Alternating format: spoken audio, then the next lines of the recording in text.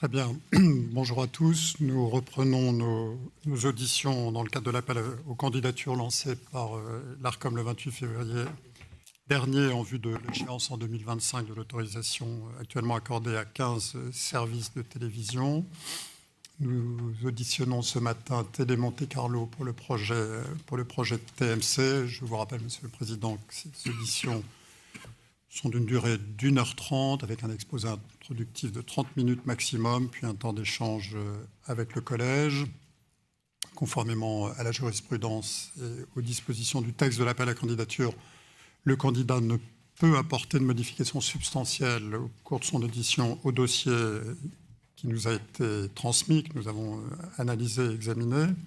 Mais vous pouvez par contre, bien sûr, apporter toute précision utile, notamment en réponse aux questions des membres du collège, à travers des engagements qui pourront être retranscrits dans les conventions qui seront signées entre l'ARCOM et les candidats retenus. Je rappelle enfin que l'audition est publique, elle est retransmise sur le site de l'ARCOM et sur nos réseaux. Monsieur le Président, vous avez la parole. Merci, Monsieur le Président. Bonjour, Mesdames et Messieurs les membres du Collège. En ce deuxième jour d'audition, nous sommes donc venus vous présenter les dossiers de nos 3 chaînes qui sont déjà présentes sur la TNT, en commençant ce matin par la candidature de TMC. Je pense ne plus avoir besoin de vous présenter l'équipe qui m'accompagne ce matin, qui m'accompagnait déjà pour l'essentiel hier, composée de Ara Aprikian, Julie Burguburu, Alix Barrault, Nathalie Lasnon, et nous a rejoint ce matin pour cette présentation Monsieur Thomas Courcel, qui est le directeur de la conformité des programmes du groupe. TMC est une chaîne historique du paysage audiovisuel français, je dirais même de notre patrimoine audiovisuel, puisque la chaîne va fêter cette année ses 70 ans. Comme sa dénomination l'indique, la chaîne est aussi monégasque et ses liens avec la principauté sont très forts et toujours d'actualité. Pour les Françaises et les Français, TMC est surtout une chaîne de référence de la TNT. La qualité de ses programmes est reconnue et appréciée par le public. Elle est aujourd'hui la 4e chaîne hertzienne en clair et la première chaîne de la TNT pour les 25 à 49 ans, ainsi que pour les individus âgés de 15 à 34 ans. Elles représentent respectivement une part d'audience de 4,5 et 4,2% en 2023. Et plus généralement, la part d'audience de la chaîne sur le public large, donc sur la cible des 4 ans et plus, est de 3,1% sur l'année. Cette réussite consacre la pertinence de la promesse de TMC, qui est de proposer une chaîne généraliste, premium, jeune, moderne, urbaine, culturelle et multigenre. TMC offre une ligne éditoriale claire et des programmes complémentaires à ceux de la chaîne TF1. Elle représente aussi une cible publicitaire additionnelle pour la régie de notre groupe, qui nous permet de consolider l'offre de contact que nous commercialisons auprès des annonceurs, offre de contact publicitaire. Enfin, l'apport de la chaîne au groupe permet de compléter le financement de nos programmes, assurant à nos partenaires des budgets de production importants et à nos publics des programmes de qualité avec des niveaux de production élevés. Par ailleurs, TMC est viable économiquement, elle est à l'équilibre depuis plusieurs années et dispose ainsi d'une assise économique solide. Elle bénéficie également de l'engagement sans faille de notre groupe, qui dispose de moyens, comme vous le savez, humains, techniques, technologiques de haut niveau, fruit d'investissements lourds consentis au fil du temps afin de disposer des meilleures compétences et outils du marché. Ce sont des femmes et des hommes à tous les niveaux de l'entreprise qui partagent une même culture, qui considèrent la créativité et la recherche d'excellence, mais aussi le sens du collectif et, j'insiste sur ce sujet, le sens des responsabilités, comme leurs valeurs cardinales.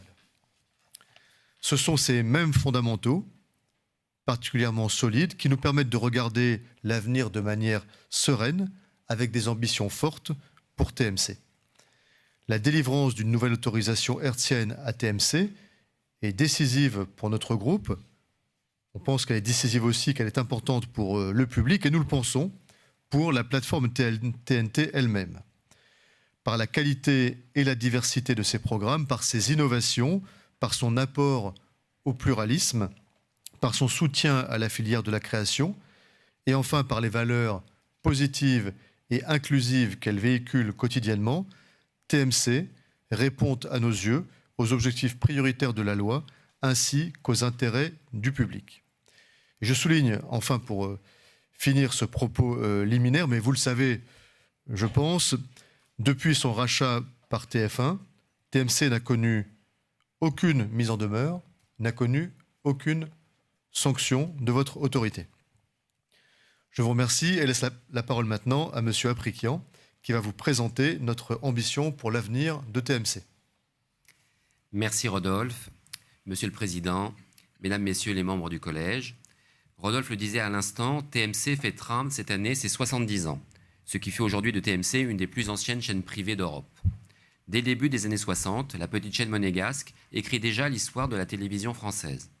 Mais c'est le lancement de la TNT en mars 2005 qui change le destin de TMC, en rendant la chaîne accessible gratuitement à tous les Français.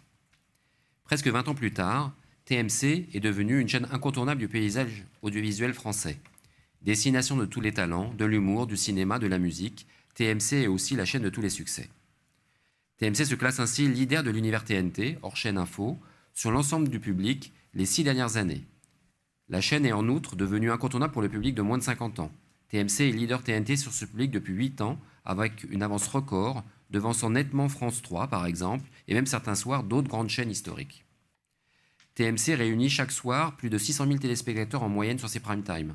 Elle enregistre plus de 30 programmes de soirée à plus d'1 million de téléspectateurs cette saison, dont le record de la TNT depuis 6 ans, avec 3,2 millions de téléspectateurs pour la finale du mondial de hand féminin le 17 décembre dernier. La chaîne détient par ailleurs les 2 meilleures audiences historiques de la TNT, avec 4,7 millions de téléspectateurs pour des matchs de l'équipe de France de handball et de football. Je ne m'en lancerai pas dans l'exercice impossible de résumer en quelques phrases les déjà 8 saisons de notre magazine quotidien. Humour, cinéma, musique, mode, société, sport, actualité nationale et internationale, Quotidien réunit chaque jour autour de Yann Barthès les meilleurs experts. Mais Quotidien, ce sont des témoignages exceptionnels qui font l'actualité, comme celui de Juliette Godrèche le 9 janvier dernier. Des masterclass avec les plus grands réalisateurs comme Martin Scorsese, Steven Spielberg, Tom Cruise, James Cameron. Des reportages exceptionnels en Ukraine, en Inde pour suivre les élections législatives du printemps dernier, aux États-Unis où les reporters de Quotidien étaient présents à l'intérieur du Capitole lors de l'assaut du 6 janvier 2021. Des rubriques devenues cultes, Transpi, Le Petit Cul, se déclinent aussi en prime time avec les Canapes d'Étienne Carbonnier ou le 21h Média de Julien Belvert. Quotidien, ce sont aussi des humoristes plébiscités par le public. Au-delà de Pablo Mira, se sont succédés au gré des saisons Vincent De Dienne, Nora Hamzaoui, Panayotis Pasco, Alison Wheeler par exemple. Mais ce que je retiens de Quotidien, c'est son incroyable faire pour dénicher de nouveaux talents, dont beaucoup féminins. Parmi les alumni passés par l'école de Quotidien, on peut citer Lilia Hassen, journaliste et romancière, lauréate en 2023 du prix Renaudot des lycéens, mais aussi les journalistes Hugo Clément, Valentino Berti, Paul Laroutourou, Salia Braclia, Ambre Chalumeau, Martin Veil ou Paul Gasnier. L'émission est aujourd'hui le rendez-vous quotidien de plus de 2 millions de téléspectateurs en moyenne chaque soir. Quotidien est aussi le rendez-vous important pour une jeune population. TMC est 2e chaîne nationale sur les moins de 35 ans à l'horaire de l'émission, juste derrière TF1.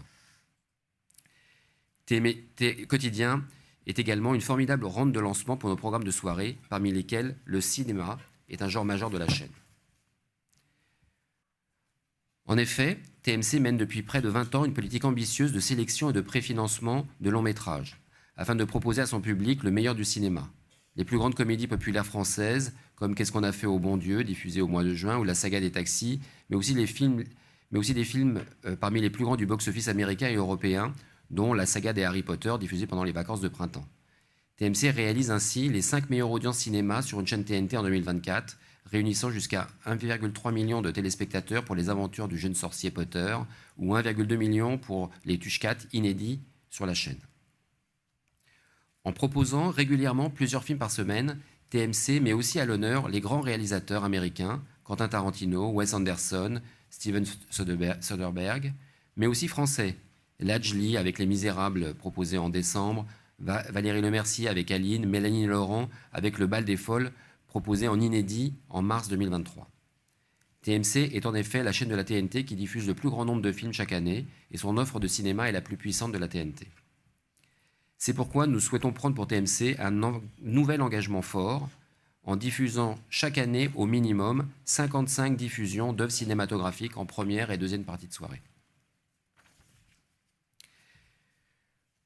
L'offre de programme de TMC se distingue également des autres chaînes en matière de fiction inédite. En effet, TMC diffuse depuis plus de 13 ans maintenant, chaque dimanche à 20h, son feuilleton inédit hebdomadaire Les Mystères de l'amour. Créé par Jean-Luc Azoulay, Hélène et ses garçons font vibrer le public chaque semaine depuis plus de 32 ans et sont parmi les plus anciens personnages de fiction de la télévision française encore à l'antenne. Cette saison, TMC a poursuivi sa politique active d'investissement en matière de production de fiction, en proposant en prime time la série humoristique inédite Benoît Gênant officiel, créée par Éric Lavenne, avec Artus dans le rôle principal. Qu'il s'agisse de fiction, de cinéma, mais aussi de magazine, avec l'Agence qui propose depuis 4 saisons une immersion exclusive dans l'univers de l'immobilier de luxe ou du jeu culte Burger Quiz, notre offre de programmes inédits est riche et diversifiée. Avec une obligation de 365 heures inédites chaque année, TMC avait déjà un engagement très important en comparaison des autres chaînes de la TNT. Nous proposons aujourd'hui de nous démarquer encore davantage en proposant plus que de doubler ce chiffre afin de diffuser dès 2025 au minimum 800 heures de programmes inédits chaque année. Mais il me semble que la plus grande différenciation de TMC parmi les chaînes de la TNT se joue encore sur un autre terrain. En effet, la véritable performance des équipes de TMC et des producteurs avec lesquels nous travaillons, c'est de réussir à divertir en faisant réfléchir. Plus qu'aucune autre chaîne de la TNT, TMC est consciente de son rôle social en tant que média populaire et gratuit.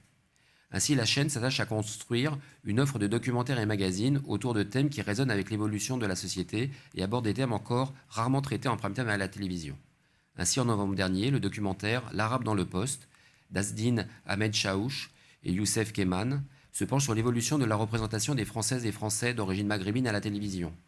Maya Mazoret, quant à elle, ose aborder des sujets auparavant tabous et consacre un documentaire de prime time au sexe féminin. Tandis que Martin Veil part en reportage en Ukraine, en Afghanistan, aux États-Unis, mais aussi en France où il donne la parole en mai dernier aux jeunes vivant dans les campagnes qui se battent au quotidien pour nourrir notre pays et redynamiser nos territoires. De manière plus divertissante, notre offre de magazines s'enrichit depuis plusieurs saisons de la série phénomène L'Agence d'immobilier de luxe en famille. La série est un succès en linéaire comme en digital, réunissant plus de 700 000 téléspectateurs en moyenne. Les 4 frères et leurs parents reviendront à la rentrée pour nous faire rêver pour une 5e saison inédite avec de nouveaux biens immobiliers exceptionnels à découvrir en France mais aussi à l'étranger. La série connaît en effet un tel succès que Netflix l'a acheté et fait rayonner l'Agence et ses biens d'exception dans le monde entier. Enfin, mentionnons parmi nos succès l'émission de Primetime Canap, dans laquelle Étienne Carbonnier choisit une année pour décrypter en images et avec humour les grandes évolutions de la société, ou le comédie game culte d'Alain Chabat, Burger Quiz, un régal d'humour et d'esprit avec notamment Omar Sy, Catherine Deneuve, Pierre Ninet, Marina Foïs, Jérôme Commandeur. C'est le grand rendez-vous incontournable des talents de l'humour et du cinéma. Enfin, un mot sur le sport, qui occupe une place de choix sur TMC avec des audiences records. Nous l'avons vu grâce à la diffusion d'événements majeurs. Euro féminin de football en 2022, finale de la Ligue des champions féminines de football, finale de la Coupe d'Afrique des Nations, ou encore demi-finale du championnat d'Europe de handball avec l'équipe de France le 26 janvier dernier. Nous entendons poursuivre cette politique. C'est conscient de notre responsabilité et notamment vis-à-vis des jeunes générations, cœur de public de la chaîne, que nous souhaitons prendre de nouveaux engagements. Celui de diffuser dès 2025 au moins 12 programmes inédits chaque année relatifs à l'éducation aux médias. Qu'il s'agisse de rubriques ou d'émissions, nous nous engageons également à faire nos meilleurs efforts pour associer la diffusion de ces programmes aux périodes de sensibilisation nationale, comme la semaine de la presse et des médias à l'école. Nous nous sommes également fixés comme objectif de parvenir à rassembler nos téléspectateurs autour des thématiques de l'environnement et du climat, du développement durable. Quotidien joue là un rôle essentiel et pédagogique en donnant la parole à des experts fortement mobilisés par le sujet de la transition énergétique. TMC s'associe aux Journées de la Terre et de la biodiversité en diffusant des documentaires en prime time et en proposant aussi de nouveaux rendez-vous magazines. C'est ainsi qu'est né C'est pour demain, imaginé par Guy Lagache et dont le premier numéro a connu un très grand succès en prime time. TMC souhaite poursuivre son engagement pour l'environnement en proposant dès 2025 au minimum 2 programmes inédits par an consacrés à la transition écologique, à la lutte contre le changement climatique et à la promotion d'une société plus durable. Comme elle le fait déjà, la chaîne continuera de faire ses meilleurs efforts pour s'associer aux périodes de sensibilisation et d'information autour de ces thématiques. Nous avons évoqué il y a quelques instants la place importante du cinéma sur TMC. Le renouveau du cinéma passe par l'émergence de nouveaux talents et de nouveaux réalisateurs, mais aussi de nouvelles réalisatrices. Les récents succès exceptionnels de Justine Triet ou de Julia Ducournau nous montrent que l'avenir du 7e art passe évidemment par la mixité. Nous avons donc souhaité que TMC s'engage à soutenir les jeunes réalisateurs, mais aussi réalisatrices, en proposant dès 2025 de diffuser au moins 12 courts-métrages chaque année, dont au moins la moitié réalisés par des femmes. Les spectacles vivants, notamment en prime time, constituent également une signature de l'offre de TMC, avec de la musique au premier chef, avec les concerts, souvent en live, d'artistes emblématiques français comme Indochine ou Orelsan, mais aussi des stars internationales comme Adèle, Mika ou Ariana Grande. Les spectacles d'humour sont aussi présents à l'antenne. Les grands humoristes français trouvent leur place sur TMC, comme Florence Foresti, Artus, Jarry, Anne Romanoff, Laurent Gérard, Muriel Robin, Boudère, Gaspard Proust ou Malik Bentala. Une attention particulière est portée sur la nouvelle scène de l'humour avec des figures montantes comme Maxime Gasteuil, Laurie Perret. Mais aussi des stars, des humoristes nés sur la chaîne comme Pablo Mira, Nora Hamzaoui ou Vincent de Dienne. Comme pour le cinéma, la présence des femmes dans le monde de l'humour n'avait rien d'évident. Historiquement moins programmées dans les festivals, à la radio et à la télévision, les femmes ont dû batailler pour avoir le droit de faire rire en public. C'est la raison pour laquelle TMC souhaite revoir son engagement de diffusion de spectacles vivants, en portant à 12 minimum le nombre de spectacles vivants diffusés chaque année, et TMC s'engage également à ce qu'au moins 6 de ces spectacles aient pour rôle principal une femme. Il me reste un engagement à vous présenter, celui que TMC souhaite prendre en matière d'accessibilité de ses programmes. L'ensemble des programmes de TMC est d'ores et déjà accessible aux personnes sourdes ou malentendantes. TMC souhaite maintenant augmenter le nombre de programmes audio décrits sur son antenne.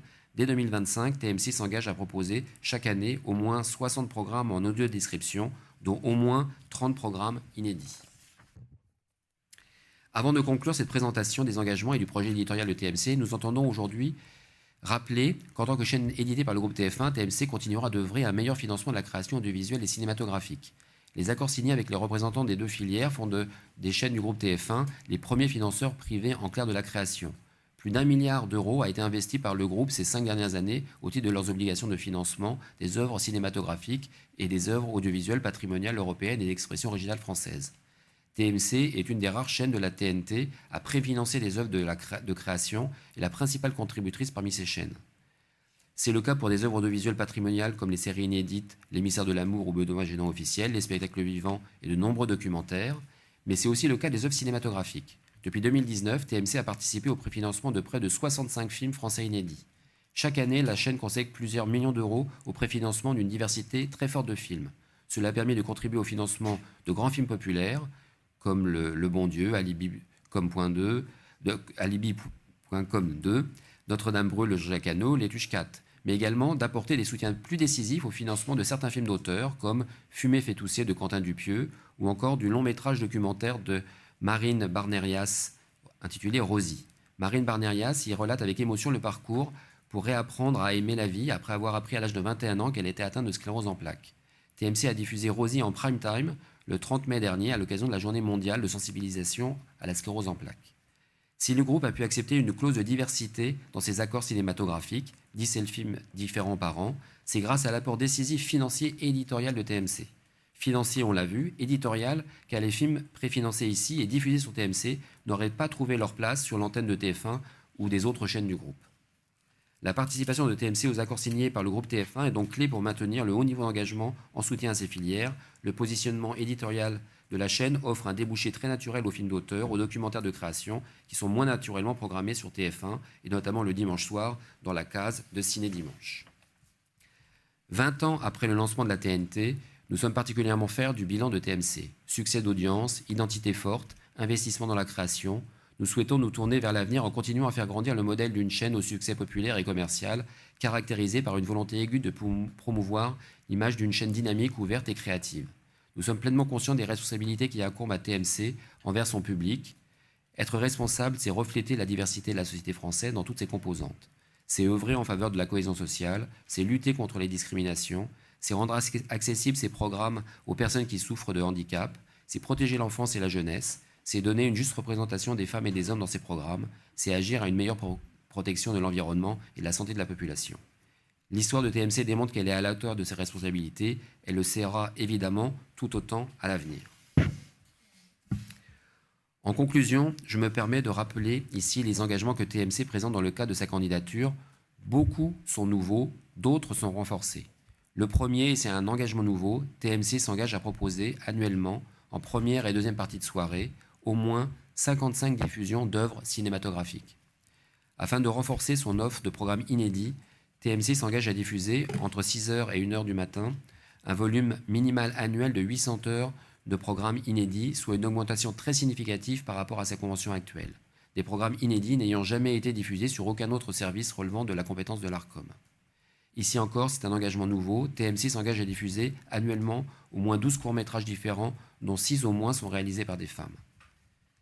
TMC s'engage à diffuser annuellement au moins 12 captations ou recréations de spectacles vivants, dont au moins 6 ont pour rôle principal une femme, ce qui constitue un renforcement de son engagement actuel. Également un engagement nouveau, TMC s'engage à diffuser chaque année 12 programmes relatifs à l'éducation aux médias, qu'il s'agisse de rubriques ou d'émissions. TMC fera ses meilleurs efforts pour diffuser ces programmes autour des périodes de sensibilisation et d'information sur l'éducation aux médias. Toujours un engagement nouveau, TMC s'engage à diffuser chaque année 2 programmes inédits chaînes consacrés à la transition écologique, à la lutte contre le changement climatique et à la promotion d'une société plus durable. TMC fera ses meilleurs efforts pour diffuser ces programmes autour des périodes de sensibilisation et d'information sur ces thématiques. TMC s'engage à rendre accessible l'ensemble de ces programmes aux personnes sourdes ou malentendantes. TMC s'engage à proposer chaque année au moins 60 programmes, dont 30 en programmes inédits en audio-description, soit plus du double de son obligation actuelle. Les engagements que TMC propose de prendre dès 2025 sont solides, attestent de la différence que continuera d'apporter TMC. La chaîne a toujours respecté ses obligations, comme d'ailleurs l'ensemble des chaînes du groupe TF1. Ces nouveaux engagements seront évidemment respectés. Avant de laisser la parole à Rodolphe pour conclure, permettez-moi de présenter en images le projet éditorial de TMC. Bonsoir, bonsoir. Ça va, bien installé? Mais qu'est-ce qu'on regarde?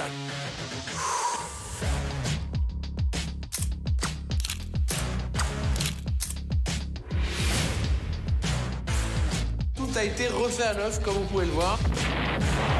Paf! On va souffler un peu. Est-ce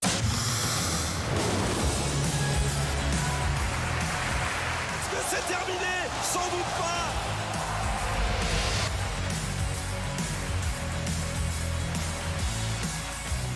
C'est une ambiance de fou.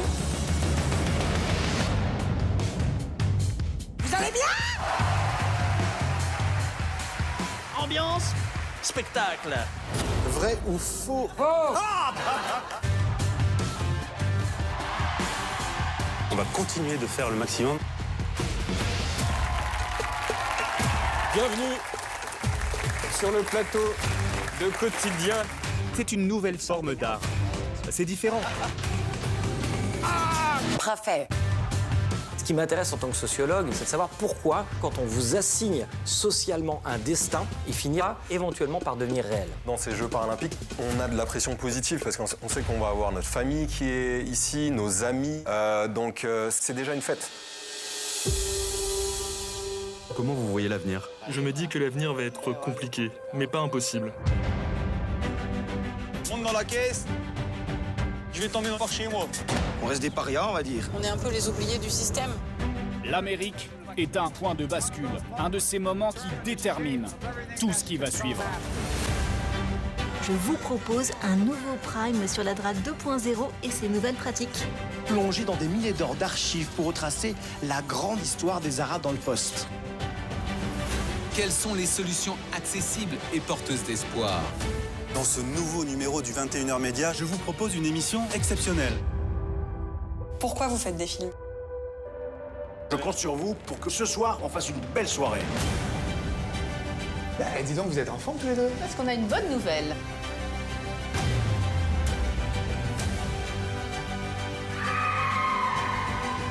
Je veux vraiment être féminine, tu m'enlèves cette stache-là, j'en peux plus de parler à Pablo Escobar. Benoît Génant. Génant, c'est son nom? C'est quoi votre métier au juste? Oh, je suis touche à tout, moi. C'est un monde nouveau. Il va falloir te battre. C'est ce que font les héros. J'aimerais que tu m'emmènes avec toi.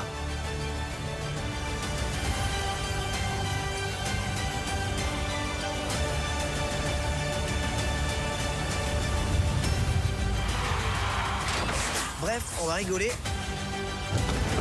Mais aussi voir comment le monde a bougé.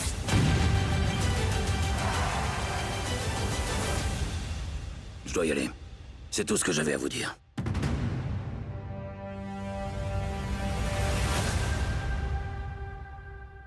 C'est presque tout ce qu'on avait à vous dire, parce qu'il y a 2 ou 3 petits mots de conclusion, Monsieur le Président, Mesdames et Messieurs les membres du Collège. La candidature de TMC et les engagements que nous vous avons présentés, que Hara Africain vient de vous détailler, ils sont solides, ils sont sérieux, ils sont pérennes. TMC, comme toutes les chaînes du groupe TF1, a toujours démontré sa capacité à respecter ses engagements et continuera de le faire à l'avenir. Les atouts de TMC en font une chaîne centrale pour le groupe TF1, chaîne centrale par sa capacité à innover, à soutenir la création et à proposer des programmes de très grande qualité qui n'existent nulle part ailleurs, par sa capacité à répondre aux attentes des annonceurs, qui est un élément décisif dans un marché publicitaire sous pression, et par son apport déterminant permettant au groupe TF1 d'assurer un très haut niveau de financement à la création. La candidature de TMC répond en outre aux objectifs fixés par le législateur, notamment grâce à sa ligne éditoriale exigeante, à son offre de programmes distinctive et à sa contribution importante au financement des œuvres audiovisuelles et cinématographiques françaises et européennes. Dans un contexte de marché publicitaire malthusien, notre ambition est de continuer à offrir aux téléspectateurs une chaîne moderne, culturelle, exigeante, accessible et évidemment, cela gratuitement sur la TNT. C'est fort de l'expertise de ses équipes, de son expérience et de la qualité de ses programmes que TMC candidate pour l'attribution d'une autorisation pour l'édition d'un service de télévision en clair à vocation nationale diffusé par voie hertzienne terrestre en mode numérique, à temps complet et en haute définition. Je vous remercie. Voilà pour notre présentation. Merci pour cette présentation. On va engager le dialogue avec les membres du collège vers qui je vais me tourner, qui vont vous poser quelques questions. Juliette Théry, peut-être, pour vers le... Oui, pourquoi pas. Merci beaucoup, Monsieur le Président. Donc, merci de votre présentation et du spot qui nous permet d'avoir une bonne idée de cette généraliste premium. Donc, je vais peut-être commencer par là parce que j'aurais bien aimé comprendre en fait les raisons de votre renforcement d'inédit, sachant que précédemment on parlait du créneau 14h-23h et là donc c'est beaucoup plus large. Donc en quoi, d'une certaine manière, quelles sont vos incitations aussi?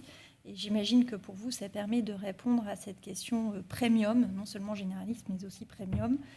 Donc ça, ce serait une première question vraiment sur le format de votre chaîne. La seconde... Commencer par la première question, ouais. Puis on passera à la deuxième après. Je vais commencer à répondre et Hara prendra la suite s'il veut bien. Notre intention, TMC, c'est une des chaînes phares du groupe qui est très importante pour nous, éditorialement et commercialement. Aujourd'hui, elle a des audiences qui sont très fortes, on vous l'a dit, hein, c'est la première chaîne de la TNT. Ces audiences sont particulièrement fortes dans certains créneaux horaires, notamment en access et en prime time, selon la terminologie consacrée. Et on souhaite aujourd'hui amplifier le rayonnement de cette chaîne en investissant de nouvelles cases, de manière à pouvoir porter son développement pour le futur et continuer à la faire croître. Oui, mais je n'ai pas grand-chose à rajouter. C'est le témoignage, en tous les cas, de notre confiance dans le modèle éditorial et économique de TMC, qui s'est très bien développé en access prime time et en prime time, et qu'on entend amplifier pour les 10 prochaines années pour faire de la chaîne sur toute la journée une chaîne totalement différenciante et premium, comme vous l'avez indiqué. Donc c'est plus qu'un doublement de l'obligation d'inédit. On sait que c'est un des engagements les plus importants que peut prendre les chaînes en termes d'investissement financier, de risque économique, et sur une tranche qui couvre, je dirais, un peu l'intégralité de la diffusion en journée pour le téléspectateur. Donc c'est une volonté de renforcer le caractère premium et inédit de la chaîne. Deuxième question peut-être. Alors sur la seconde, c'est sur la question des programmes qui concourent à l'information, parce que par rapport à une chaîne comme TFX, c'est la grande différence, c'est-à-dire que, une des différences, mais vous proposez 1300 heures dans votre tableau récapitulatif de programmes programmes d'information ou qui concourent à l'information, et notamment en documentaire. Et la question que j'ai, c'est est-ce que vous avez réfléchi aux conséquences que ça peut avoir au regard de la décision du Conseil d'État de février dernier en matière de pluralisme, d'indépendance, donc pour les programmes spécifiques TMC. Merci. Aujourd'hui, la chaîne TMC diffuse déjà très largement des programmes qui concourent à l'information à travers ses documentaires de prime time et à travers son magazine culturel et d'actualité d'Access Prime Time, et ce, dans un respect et dans une attention très grande portée aux questions de pluralisme. Le temps de parole est respecté très scrupuleusement, et la diversité des opinions sur les plateaux sont respectées très fortement. Sur le sujet du pluralisme, je tiens aussi à souligner que si TMC diffuse beaucoup de programmes qui concourent à l'information, ça n'est pas une chaîne d'information, loin de là, et ça n'est pas une chaîne d'information politique, encore moins. Le barycentre de la chaîne, son cœur éditorial, c'est une offre d'information culturelle. Et ainsi son émission qui est un petit peu emblématique, Quotidien, auquel vous pensez certainement à travers cette question, c'est principalement un magazine d'actualité culturelle, un magazine de société, et c'est très peu un magazine politique. En fait, on a fait les calculs, c'est entre 5 et 7% des invités de la chaîne qui sont des invités politiques. Alors, ça ne veut pas dire qu'on s'abstrait des considérations d'expression du pluralisme, c'est très important, on y fait très attention, on est très soucieux à ça dans le groupe TF1 et sur TMC notamment, mais en tout cas, ça n'est pas le cœur du contenu éditorial, de la substance éditoriale de la chaîne. Pour préciser le sens de la question, le pluralisme, comme vous le savez, dans la décision du Conseil d'État du 13 février, ce n'est pas que le pluralisme politique. C'est ça que rappelle cette décision, c'est que dans la loi de 86, l'ensemble des programmes, l'ensemble des intervenants doivent participer du pluralisme. Le pluralisme politique n'est qu'une sous-composante d'un pluralisme d'ensemble qui s'applique à la totalité des programmes, d'où la question de la MTA. Oui, j'avais bien compris. Quelles conséquences vous en tirez? J'ai répondu en deux phases, peut-être qu'elle n'était pas assez structurée.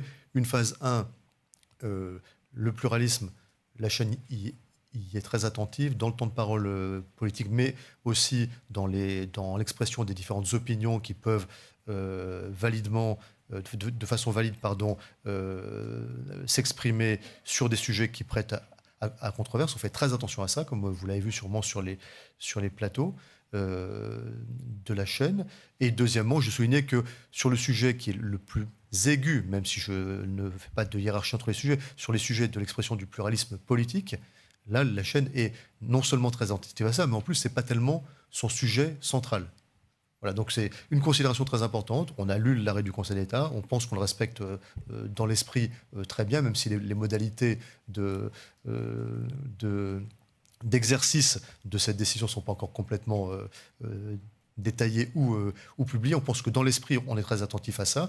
Et sur le sujet du pluralisme politique, qui a été au cœur de l'actualité dans notre pays très récemment, on y est extrêmement attentif. Et ça, c'est une règle d'airain du groupe TF1. Madame Burgu-Perru, vous voulez rajouter quelque chose? Non, enfin, je vais redire en quelques mots ce que vient de dire Rodolphe. D'abord, effectivement, nous avons bien lu la décision du Conseil d'État et nous attendons évidemment avec impatience votre délibération sur ce sujet. Pour autant, de ce que nous avons compris, notamment des déclarations que vous avez pu faire, Monsieur le Président, en public, nous considérons qu'en principe, nous respectons d'ores et déjà la demande qui est faite par le Conseil d'État de respecter le pluralisme de courants de pensée et d'opinion au-delà de l'information politique au sens strict. Et on a pu même le voir dans le petit film qui vous a été présenté. On va aussi chercher parfois des voix qui sont moins entendues que d'autres, des contrepoints. Mais c'est quelque chose auquel, effectivement, nous serons très attentifs, non seulement dans les programmes d'information stricte, mais aussi dans les programmes plus largement. Hervé Goetschel. Merci, Monsieur le Président. Je n'avais pas prévu de commencer par cette question-là, mais puisqu'on est vraiment sur ce sujet, évidemment, petite précision, sans du tout remettre en cause, effectivement, le respect du temps de parole en matière de politique et le respect surtout de la liberté éditoriale, au regard, on va dire, du paysage politique tel qu'il est dessiné aujourd'hui, de manière assez marquée et assez ancré. Est-ce que vous pouvez nous dire quel type d'échange est-ce que vous avez pu avoir, notamment après les auditions à l'Assemblée nationale, dans le cadre de la commission d'enquête parlementaire, avec Yann Barthès sur le fait que Quotidien affiche clairement comme une forme de choix éditorial le fait de ne pas recevoir une partie de la classe politique sur son plateau. Alors, je vais commencer à répondre. Je pense qu'ensuite, Ara Aprikian ou Thomas Courcel, peut-être même Thomas Courcel pourront prendre la suite. Si on se concentre maintenant sur le sujet spécifique du pluralisme politique dans l'émission Quotidien. Alors déjà, je souligne que l'expression du pluralisme politique s'appréhende sur la chaîne et non pas sur une émission. Donc, je trouve que le sujet qui nous a été posé par la commission d'enquête de l'Assemblée nationale, qui a dérivé, de mon point de vue, était tout à fait hors sujet. Parce que ce n'est pas ce que dit la loi, ce n'est pas ce que peuvent aller les textes, et ce n'est pas ce que dit le Conseil d'État, et Dieu merci. Deuxièmement, et je comprends bien l'espèce de parallèle qui est fait et l'espèce de victime collatérale qu'on peut être quelquefois sur ce sujet-là. Quotidien n'est pas une émission d'actualité politique. Quotidien ne reçoit presque pas d'invités politiques. C'est une émission d'actualité culturelle et c'est une émission d'actualité de société. Moins de 7% de ces invités, 7% ça a été le pic sur un trimestre, mais donc moins de 7% de ces invités sont des invités politiques.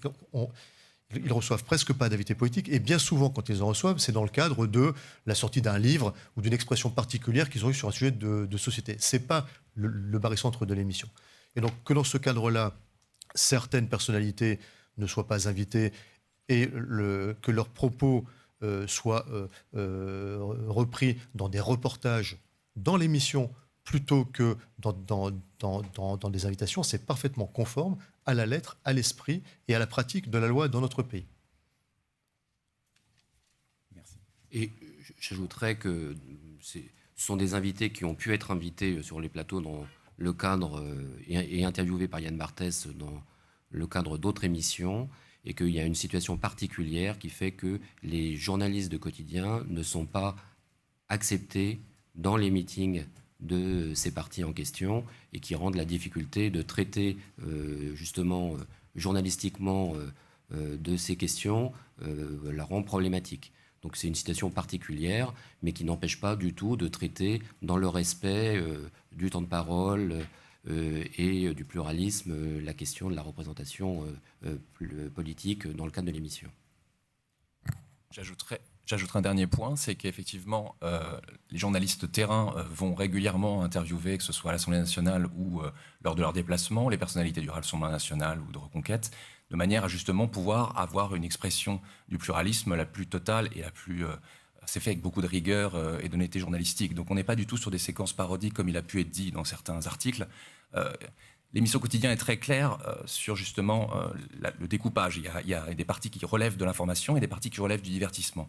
Et le téléspectateur comprend très bien, à travers un certain nombre d'éléments graphiques, visuels, sonores, des génériques dédiés, dans quoi il est et comment l'information est traitée. Et lorsqu'il s'agit de politique, il s'agit clairement de séquences qui sont d'information, dans des séquences comme 19h30 Média ou 20h15 Express. Et là, il y a réellement un travail honnête de journalisme. Et donc, du coup, pour le coup, la parole politique, notamment celle du Rassemblement national, est tout à fait présentée au public de manière honnête et conforme à la réglementation. Oui, alors, merci. Merci pour ces réponses. Deuxième question, alors, qui n'a absolument rien à voir, tout autre sujet. J'ai besoin de précisions concernant la diffusion et rediffusion d'œuvres cinématographiques. Je veux être sûr de bien comprendre. Vous vous engagez donc sur 55 diffusions d'œuvres cinématographiques en première et deuxième partie par an. C'est pas très clair pour certains d'entre nous. C'est 2 fois 55 ou c'est 55 répartis entre première et deuxième partie? C'est la première question. Et donc 145 nombre de titres différents par an, 145, nombre de diffusions et rediffusions par an, 244. Donc est-ce qu'on est bien sur 244 diffusions et rediffusions par an, dont 145 qui sont des titres différents par an, et donc 55 ou 110, on ne sait pas, en première et deuxième partie de soirée. Merci. Je me ferai peut-être corriger par Alix de façon plus précise, mais pour nous, on comprend les 55 diffusions sur première ou deuxième partie de soirée. Donc c'est l'une ou l'autre, voilà, donc c'est 55. Et après, le reste... Oui, non, mais c'est exactement ça. Donc 55, c'est en prime ou en deuxième partie de soirée. Donc vous l'avez compris, c'est bien sûr un engagement minimum qu'on prend, puisque vous venez de citer les chiffres. Un petit peu plus tard dans le dossier, on évoque du coup des chiffres de 145 ou 244 qui correspondent en réalité au réalisé de TMC sur les dernières années. Et notre ambition, c'est de rester dans cette ligne droite pour les années qui viennent. Donc voilà, on a distingué l'engagement minimum qu'on voudrait voir inscrit dans notre convention et le réalisé de ce qu'on fait depuis quelques années. Et ça, c'est un engagement nouveau qu'on prend et qui n'existait pas dans la convention précédente. Et c'est aussi, si je peux me permettre de compléter, un engagement différenciant, puisqu'aujourd'hui, les chaînes n'ont pas d'obligation minimum de diffusion de cinéma, hormis TF1 et Série Film. Merci Antoine Boilet. Merci beaucoup, Monsieur le Président. Merci des précisions que vous avez apportées il y a quelques minutes sur la politique de préfinancement cinéma de TMC. Juste pour compléter ce point sur l'engagement de 55, est-ce que vous pourriez envisager dans ces 55, et on comprend bien que c'est un engagement minimum, mais de préciser un petit peu, on va dire, le volet œuvres européennes et EOF? C'était une première petite question. Et puis, toujours dans le même ordre d'idée de la vision globale de la grille, comme les 800 heures, effectivement, sont sur entre 6 heures et 1 heure du matin, est-ce que ça veut dire que pour renforcer encore davantage le caractère généraliste de TMC, et en complément de ce que vous serez amené à nous dire sur TFX, vous envisagez quand même une part de programmes à destination des plus jeunes publics et d'animation, notamment en matinée? J'aurais peut-être d'autres questions, mais... Alors, je vais commencer peut-être par la deuxième question, et puis je laisserai Alix répondre à la première. Non, on essaie de... On aura des films d'animation grand public sur TMC, notamment en prime time, mais on n'a pas de volonté, on a une volonté de différenciation des chaînes entre TMC et notamment TFX, dont vous verrez qu'on renforce très sensiblement la programmation jeunesse et d'animation. L'idée, c'est de ne pas faire la même chose sur tous les canaux, mais d'avoir au contraire justement une diversité d'approches, de genre et de capacité à financer la filière de la création de la manière la plus large possible. Donc ça, je dirais pour la réponse à la question de l'animation et de la jeunesse en journée. Sur la première partie de la question...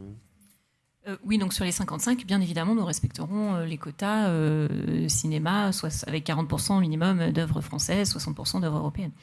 Et si je peux me permettre de compléter, le créneau horaire qu'on propose correspond justement à la définition des heures de grande écoute en matière de cinéma. fixés par le décret diffusion. Donc, évidemment, respect des quotas et respect sur ces créneaux horaires, plus particulièrement, qui sont définis dans le décret, qui correspondent à notre proposition. C'est toujours mieux en le disant.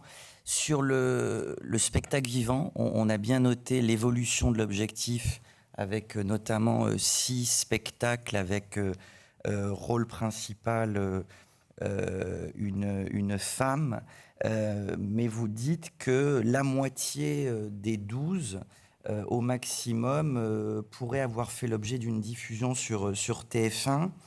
Est-ce que vous confirmez ce point, et ne considérez-vous pas que 12 purs inédits de spectacles vivants, dont 6 au maximum, dont 6 au minimum portés par un rôle principal femme, ça pourrait être pertinent?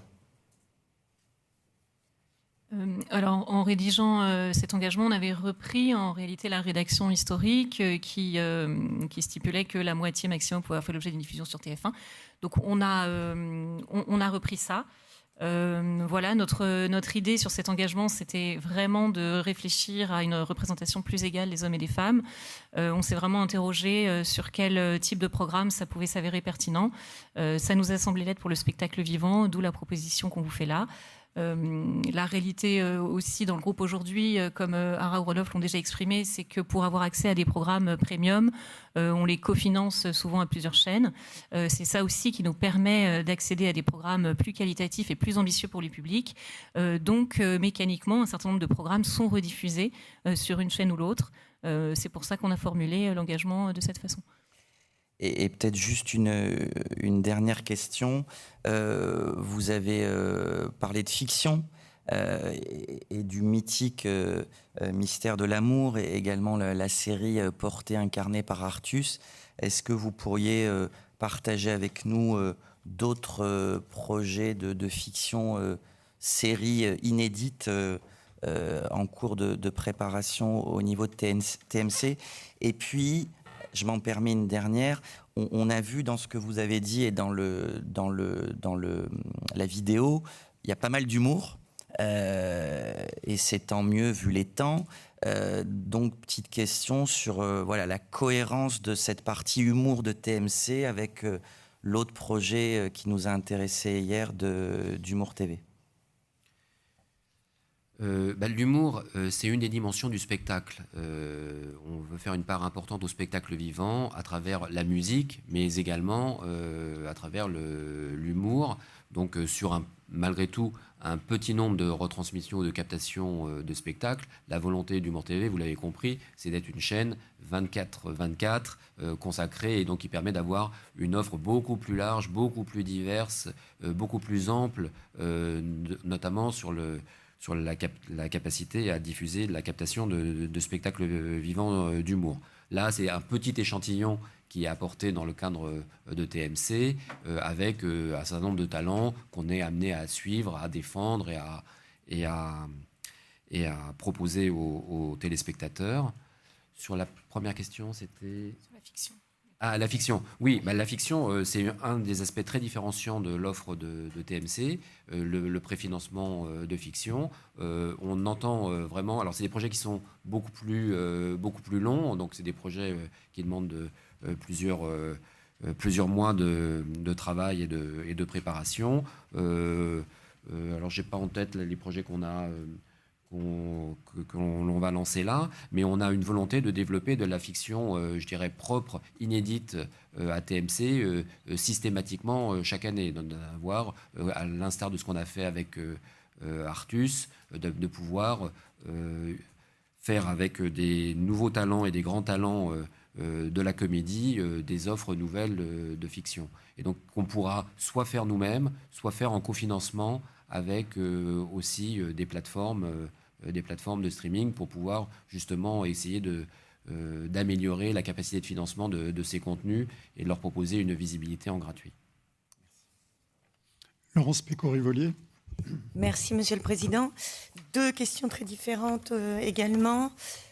Donc la première, vous avez des émissions qui sont des émissions dont on a parlé, magazines de société, sujets qui peuvent prêter à controverse. Ce sont des émissions sur lesquelles il y a une attention particulière, évidemment, à prêter à la question de la maîtrise de l'antenne. Vous nous avez rappelé que vous n'aviez eu aucun manquement relevé par l'ARCOM depuis que vous aviez pris en charge cette chaîne. Alors, est-ce que vous pourriez nous dire un peu quels sont les dispositifs que vous avez mis en place pour que cette maîtrise de l'antenne soit particulièrement assurée? Et j'ai noté dans votre dossier que vous indiquiez que même sur un direct, il y avait un léger différé pour pouvoir éventuellement permettre d'intervenir. Est-ce que vous pouvez nous donner des détails sur ces dispositifs-là? La maîtrise de l'antenne, de nos antennes en général dans le groupe, c'est un élément central et on est très attentif à la qualité et à la maîtrise des émissions qui sont diffusées au très grand public que l'on touche sur nos chaînes et notamment, parce que je pense que c'est ça que la question vise, en access sur TMC et c'est notamment pour ça, grâce à cela, plutôt que pour ça, grâce à cela, que la chaîne n'a connu aucune sanction ni mise en demeure de la part de votre autorité, ni en général, et a fortiori, évidemment, cela va sans dire, ni sur notre émission d'Access. Peut-être que pour rentrer plus dans le détail du dispositif. Oui, et puis on a une direction, celle de Thomas Courcelles, dont c'est le travail historique au sein du groupe TF1 et pour l'ensemble des chaînes de travailler avec les producteurs, avec les animateurs pour faire en sorte de travailler au plus près dans le cadre de la liberté de la loi de 86 et dans le cadre de la liberté d'expression de tout le monde, d'accompagner pour le respect de ces règles. Donc c'est une équipe substantielle, qualifiée, compétente, qui suit ces sujets. Et une des choses qu'on a mis en place ces dernières années, dans le cadre de la maîtrise de l'antenne, c'est effectivement d'essayer de faire sur les programmes de direct ce qu'on appelle un time delay. Donc c'est un léger différé de quelques minutes. Pourquoi ? Parce que, et puis Thomas pourra peut-être rebondir là-dessus, parce qu'on a vu que la tentation, par exemple, d'intrusion sur les plateaux, d'intrusion dans les émissions, était de plus en plus forte, relayée par les réseaux sociaux, relayée par des groupes malveillants de pression ou par des gens qui veulent simplement faire passer des messages. Donc la capacité pour nous de pouvoir maîtriser l'antenne, c'est aussi de pouvoir gérer ces situations un peu de crise et d'urgence. Voilà. Après, c'est un time delay qui n'est pas fait pour corriger les déclarations ou censurer des paroles. C'est pas ça l'objet, mais c'est, je dirais, une maîtrise de l'antenne au sens strict du terme, si l'antenne venait à être parasitée, paralysée par quelque chose qui serait de nature assez grave. Pour compléter les propos d'Ara, la maîtrise de l'antenne, elle est inhérente aux conditions de production d'une émission comme Quotidien, puisqu'on parle beaucoup de Quotidien. En fait, les différentes rubriques sont répétées préalablement, les textes écrits sont joués de manière à pouvoir avoir un rendu très précis, les sujets sont vus très en amont, donc du coup, il y a une maîtrise qui est déjà faite par la production. Ensuite, dans les conditions de réalisation, la production l'a dit lors de la commission d'enquête, il y a aussi l'utilisation d'une oreillette et d'un prompteur. Donc tout ça, c'est des éléments qui sont revendiqués comme étant des éléments qui permettent de maîtriser l'antenne. Ensuite, les journalistes et chroniqueurs qui sont présents autour de la table ont conscience de leur rôle et ont aussi la possibilité, ils le savent, de pouvoir apporter des contrepoints, de questionner, de justement soulever lorsqu'il y a une problématique qui relèverait de la maîtrise de l'antenne, de l'incohérence de certains propos, justement pour pouvoir permettre à la personne d'éventuellement réagir. Et nous, TMC, nous sommes présents avec des personnes de la chaîne, soit d'unité de programme, soit même de ma direction, de manière à pouvoir réagir et discuter, puisque nous sommes vraiment dans une collaboration avec la production, de manière à pouvoir prendre la décision la plus adéquate. Voilà. En tout cas, la maîtrise de l'antenne est vraiment un élément essentiel dans une émission comme Quotidien. Et plus généralement, sur l'ensemble des émissions en direct, de quelque nature que ce soit sur les antennes de TMC comme sur les autres antennes du groupe, on fait très attention justement au fait que nos émissions ne servent pas de caisse de résonance à d'autres choses qui n'auraient pas été prévues, organisées par la production. Benoît Loutrel, je crois, sur le même sujet. Oui, merci. J'aurais voulu poursuivre un peu. Alors, comme vous l'avez dit, il n'y a plus de mise en demeure qui font effet. Il y en a eu 2 historiquement sur la chaîne. Une ancienne, 2006, c'est l'année d'initialisation de la TNT. La deuxième, 2010, c'est sur un non-respect du droit à l'image, mais effectivement, plus de 5 ans. Et 2010, c'était à 14 ans que ça commence à durer. Alors réciproquement, il y a des petits frémissements quand même. Vous avez reçu 2 lettres de mise en garde de l'autorité en 2014-2023 sur des problèmes de droit à l'image, là aussi. Et en 2022 sur des problèmes de respect d'horaire. Donc moi je me posais la question de savoir comment on doit interpréter ces frémissements. Est-ce que c'est plus compliqué depuis quelques années de maîtriser ça? Comment est-ce que vous gérez ça vis-à-vis de votre producteur qui est indépendant? Est-ce que le fait d'avoir recours à un producteur indépendant pose des difficultés? Comment est-ce que vous gérez ça? Et puis, vous l'avez mentionné, le différé, c'est vis-à-vis du risque d'intrusion, l'enjeu des réseaux sociaux. Et donc, plus globalement, comment vous maîtrisez aussi justement ce recours aux réseaux sociaux? Parce qu'un certain nombre de vos émissions, notamment Quotidien, c'est pas seulement la diffusion linéaire, mais il y a un travail énorme sur les réseaux sociaux, il y a des normes communautés, et donc l'image qui est faite, elle est à la fois exploitée en linéaire et elle est clairement redécoupée en petites séquences. Et il y a une vie autour de l'émission. Et est-ce que vous avez des difficultés de ce point de vue-là? Comment vous gérez cette autre dimension de la chaîne linéaire qui est plus que du linéaire? Ça existe aussi non seulement sur une non-linéaire, mais ça existe aussi dans l'espace des réseaux sociaux. Donc, à quelles difficultés vous faites face? Comment vous vous organisez? Et est-ce que vous pensez qu'en allant de l'avant, il y a des challenges à relever, des difficultés particulières? Comment vous voyez ces sujets-là? Alors, pour initier la réponse à ces questions, ce que je disais dans mon introduction, et donc je tiens à le répéter, c'est que depuis que le groupe TF1 a acheté TMC, ça fait en 2010, nous n'avons pas eu de mise en demeure.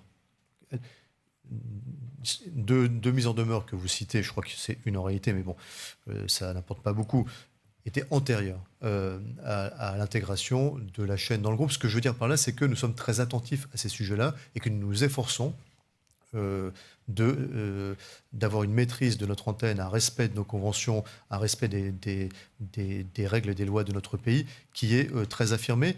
Et ce n'est pas uniquement un propos, parce qu'on investit pour ça. Ce que vous montrez, Thomas Courcel, à l'instant, c'est que nous investissons dans des équipes qualifiées qui sont assez nombreuses, qui sont présentes sur toutes les émissions, qui sont présentes auprès de nos émissions intégrées, mais aussi auprès des émissions qui sont fabriquées par des producteurs externes, de manière à nous assurer d'une maîtrise de l'antenne et d'une compliance totale avec la lettre et l'esprit de la régulation et des lois. Sur l'aspect du frémissement que vous mentionnez, on a eu effectivement une mise en garde dernièrement, donc il y a 2 ans, concernant le respect du début des horaires de prime time. Je considère que c'est un frémissement. Alors, évidemment, c'est très subjectif, mais qui est d'une nature tout autre que celle que nous discutions, que nous exposions jusqu'à présent. En tout cas, ce problème, ce sujet mise en garde étant fait, a été traité immédiatement, comme vous l'avez vu, et désormais, l'antenne respecte scrupuleusement les horaires de prime time qu'elle a annoncé précédemment. Donc voilà ce que je pouvais vous dire en propos. Et sur la question des réseaux sociaux, c'est une question qui dépasse largement la question de TMC, qui est une question de tout l'ensemble du groupe, puisque le groupe avance très fortement dans le monde non linéaire, et donc toutes les émissions ont des décompositions de leur univers sur les plateformes digitales, sur notre plateforme digitale, mais aussi en format inédit, en format découpé de l'émission principale sur certaines plateformes de réseaux sociaux. Ça nous oblige effectivement à réinventer aussi notre travail, notre vigilance, la capacité à bien veiller à ce que l'expression qui est utilisée sur ces réseaux corresponde à l'image que l'on veut donner de l'émission, au respect que l'on fait à l'antenne. Il ne s'agit pas pour nous d'avoir deux mains, une main qui respecterait des usages je dirais, à l'antenne, et une autre qui ne le respecterait pas dans l'univers, je dirais, moins régulé des réseaux sociaux. L'idée pour nous, c'est d'avoir le même corpus, je dirais, de responsabilité dans les deux univers, et c'est ce que, justement, on essaye d'apporter, voilà. Mais en essayant d'être présent, parce que si des acteurs responsables comme nous ne sommes pas présents dans l'univers des réseaux sociaux, ben, je dirais... ça sera la place à des acteurs qui seront beaucoup moins responsables, et donc il faut réussir à trouver le bon équilibre entre la capacité à adresser ces sujets-là de la façon dont les publics les consomment sur ces nouvelles plateformes et l'importance d'y amener notre corpus, je dirais, de responsabilité. Et du coup, la relation qui vous lie avec votre producteur indépendant, par exemple sur l'émission Quotidien, couvre aussi cet aspect-là. Qui agit sur les réseaux sociaux? Est-ce qu'ils le font, entre guillemets, dans un dispositif qui est encadré par vous en tant que vous êtes le mandant derrière de cette émission? Est-ce que ça donne lieu à des difficultés de temps en temps? Est-ce que vous êtes amené, le cas échéant, parfois à discuter avec votre comité éthique pour dire, mais tiens, est-ce qu'il y a des lignes éthiques qu'il faut se fixer au-delà du minimum légal, de choses à faire, à ne pas faire? On a des discussions permanentes avec eux. Après, on n'est pas forcément, selon le type d'intervention, on n'est pas forcément juridiquement responsable de tout ce que le producteur indépendant fait en dehors des espaces nous concernant. Mais concernant nos émissions, les émissions qui ont dont nous sommes responsables, je dirais, moralement, parce qu'elles sont diffusées, elles ont une marque, etc., on attache une importance très très forte, et on a un dialogue extrêmement nourri, quotidien, pour échanger et voir s'il y a des choses qui nous paraissent ne pas avoir leur place sur ces espaces, ou traiter différemment de la façon dont ça aurait été traité justement à l'antenne. Oui, parce que parfois, certaines séquences prises isolément, si on n'a pas l'ensemble du contexte, peuvent être problématiques. Donc c'est vrai qu'on peut décider, dans une discussion tout à fait constructive, de ne pas mettre en avant tel extrait pour justement... Ce serait compliqué parce qu'en fait, il faudrait qu'il y ait un développement complet sur l'ensemble du débat qu'il y a eu, ou sur la façon dont la problématique aurait été abordée dans le plateau dans son ensemble. Donc c'est vrai que parfois, les réseaux sociaux, c'est pas forcément facile d'isoler certaines séquences puisqu'on n'a pas tout le contexte. Comme vous l'avez compris, c'est une dimension que le régulateur prend maintenant en compte du fait de sa double compétence et de l'extension de ses attributions dans le champ du numérique. Et c'est un point qu'on a relevé dans une mise en demeure toute récente sur un autre opérateur. Madame Grandénon. Je voulais un peu avoir des précisions parce que alors TMC s'engage à diffuser des programmes relatifs à l'éducation, aux médias et à l'information. Vous pouvez un peu nous préciser ce que vous souhaitez faire sur ce sujet, pour quel public et comment vous allez procéder? Alors, on a une volonté de faire, notamment, par exemple, une série de programmes courtes lors de la semaine d'éducation aux médias, et de proposer éventuellement derrière Quotidien un petit programme court pendant cette semaine pour permettre de traiter un certain nombre de sujets pour un public justement assez jeune, de questions relatives à l'éducation aux médias. L'émission, notamment Quotidien, c'est un magazine de décryptage. Donc, il y a beaucoup d'éléments, je dirais, d'éducation aux médias qui se font à l'intérieur de l'émission. Mais on veut profiter aussi de cette plateforme pour, juste après l'émission, pouvoir développer une offre de sensibilisation à des questions particulières. On voit bien que ces sujets-là, ils bougent très vite. Et il faut être capable d'être très réactif pour pouvoir les traiter, et les traiter de la meilleure façon qu'ils soient, et pour pouvoir aussi toucher les publics concernés. On pense qu'on est une bonne plateforme pour pouvoir traiter et aborder ces sujets-là de façon très proactive. Merci beaucoup.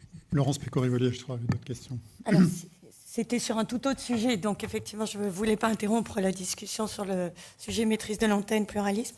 Moi, c'est sur les engagements sociétaux. Vous avez parlé des engagements vis-à-vis des femmes qui sont très importants.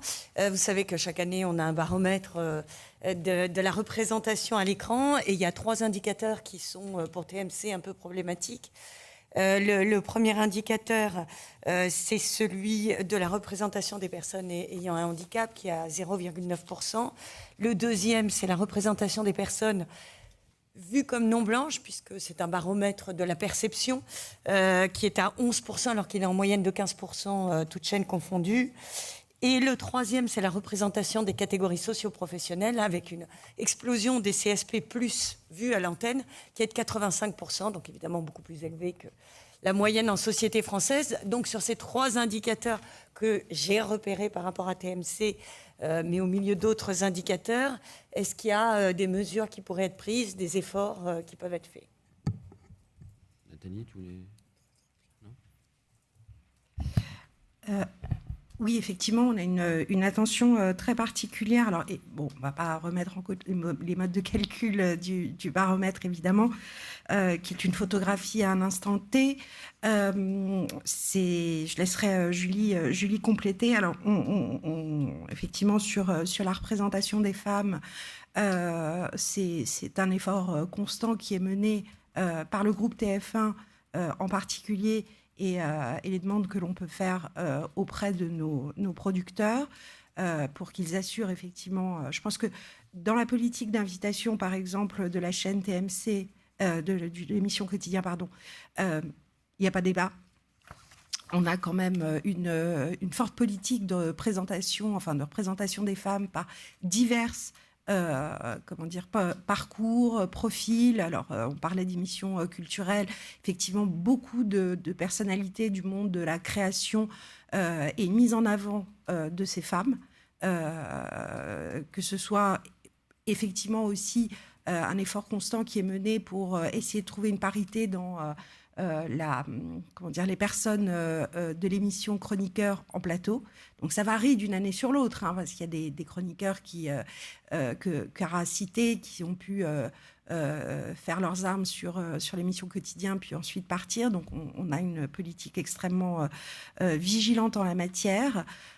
L'effort doit être poursuivi, effectivement, pour continuer dans cette voie, pour continuer aussi dans la représentation du handicap, même si, effectivement, je dois aussi avouer que dans l'émission Quotidien, on a laissé une place très, très forte à la visibilité, certes, des champions, de nos futurs champions des Jeux olympiques, mais un traitement, je dirais, quasi paritaire entre les futurs champions des JO et des JO paralympiques. Donc ça c'est une attention particulière dont j'espère on verra les résultats lors du prochain bilan. Maintenant, sur les CSP-, c'est un effort effectivement aussi constant qu'on doit mener, même si un effort après est fait pour donner la parole à l'ensemble de la société. Je crois que les reportages qui sont faits dans Quotidien en attestent, et les reportages qui sont faits en dehors de Quotidien, et l'exemple qui a été donné de rencontre vers le jeune monde paysan français est un parfait exemple en la matière. Donc je reconnais que des efforts, on doit reconnaître que des efforts doivent être poursuivis, mais on s'y attelle quotidiennement. Oui, pour compléter ce que disait Nathalie, je ne sais pas si votre question porte uniquement sur la représentation en plateau, mais c'est vraiment des sujets qu'on a bien en tête et qu'on essaye vraiment de travailler sur TMC, notamment récemment autour de programmes de prime time. Le sujet du handicap, c'est vraiment aussi la raison pour laquelle on a à la fois financé le film de Marine Barnieras dont parlait tout à l'heure Ara Rosy, donc sur une jeune femme qui découvre qu'elle est atteinte de la sclérose en plaques. Et on a choisi de diffuser ce film le jour de la journée mondiale de sensibilisation à la sclérose en plaques. Ça nous semblait important de donner une lumière particulière à ce film qui trouve un écho peut-être dans la presse, en tout cas auprès du public, pour savoir qu'on diffusait ce film et que les gens puissent aussi voir ce témoignage important. Sur la question des catégories socioprofessionnelles, c'est aussi des sujets qu'on a traités en prime, comme le disait Nathalie, via le reportage de Martin Veil sur les nouveaux campagnards. Également, dans notre sujet C'est pour demain, donc le programme de Guy Lagache, qui traitait de la thématique de l'alimentation durable, comment se nourrir sans détruire la planète. Et dans le cadre de ce documentaire, il allait à la rencontre d'agriculteurs en France qui proposaient des situations concrètes pour imaginer un mode d'alimentation plus durable pour la société. Julie Burgereux, vous voulez compléter ? Oui, merci Monsieur le Président. Je crois qu'effectivement, il y a plusieurs choses. Pour résumer, il y a peut-être une difficulté aussi de ces baromètres, au-delà du focus que ça met sur une certaine période. On le sait, on a l'occasion d'en discuter dans le cadre des rendus de ces baromètres. Par exemple, sur le handicap, quand on sait qu'aujourd'hui, 80% des handicaps sont invisibles, il y a une question de déclaration. C'est des choses sur lesquelles on travaille aussi. Et on travaille aussi sur ces sujets. Il y a aussi, donc, comme vient de le rappeler Alix, tous les efforts que l'on fait aussi en termes de programmation, et non pas seulement sur la question des plateaux, et de sensibilisation. Il y a eu l'année dernière 9 programmes en plus sur des programmes qui contribuent à la lutte contre les discriminations et contre les violences faites aux femmes notamment, mais contre les discriminations d'une manière générale. Et puis, je voulais aussi quand même insister sur ce que le groupe TF1 fait au sein de son groupe. Évidemment, nous participons au Duoday. Nous faisons des formations de sensibilisation à l'ensemble des collaborateurs du groupe sur la question des discriminations et du handicap en particulier. Nous avons la Fondation TF1 qui favorise l'insertion professionnelle des jeunes des quartiers, une charte LGBT+, et beaucoup d'autres choses que je pourrais signaler.